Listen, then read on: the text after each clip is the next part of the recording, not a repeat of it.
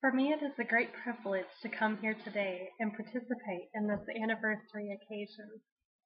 I met Eleanor Roosevelt first in print and admired her. I met her later in person and loved her. As she did to so many very young and very timid congressional wives, she extended her hand in hospitality to me, and Washington was for her. Nobody, said Marcus Aurelius, is either the better or the worse for being praised. We are engaged in an idle ceremony, which would have brought no comfort to Eleanor Roosevelt. If we come here merely to praise her great qualities and achievements, she does not need our praise.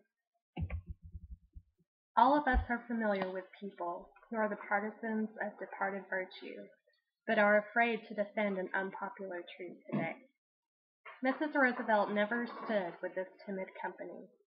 Her conscience was her counselor, and she followed its commands with unfaltering courage. Nor did she really understand what people meant when they praised her for taking so many risks. She would have taken the greatest risk of all if it had remained silent. She would have risked integrity of her soul.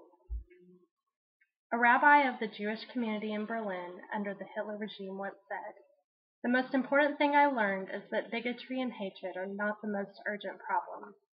The most urgent, the most disgraceful, the most shameful, and the most tragic problem is silence."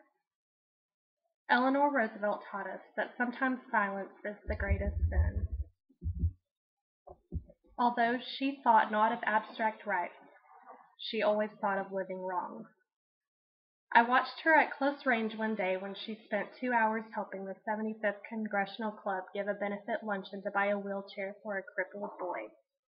Only one person was involved. Where else do you start but with one person? She thought of the suffering individual, not of a theoretical principle. She saw an unemployed father, and so she helped him. She saw a neglected Negro child, and so she educated him. She saw dictators hurling the world into war, and so she worked unflinchingly for peace. President Wilson used to say that some people in Washington grow in office, while others merely swell. Mrs. Roosevelt steadily grew under the compulsions and inspirations of her great office. But it is perhaps the ultimate tribute to Mrs. Roosevelt that she reached true greatness after the shock of her bereavement when she went bravely forward in a new career as a spokesman for America and a servant of world peace. In the White House, she was the first lady of the land, but after the White House, she became, as Ambassador Stevenson has reminded us, the first lady of the world. Great was her goodness, and it was her goodness that made her so great. Let us today earnestly resolve to build the true foundation for Eleanor Roosevelt's memory, to pluck out prejudice from our lives, to remove fear and hate where it exists, and to create a world unafraid to work out its destiny in peace. Eleanor Roosevelt has already made her own splendid and incomparable contribution to that foundation. Let us go and do likewise within the measure of our faith and the limits of our ability. Let Eleanor Roosevelt teach us how to turn the arts of compassion into the victories of democracy.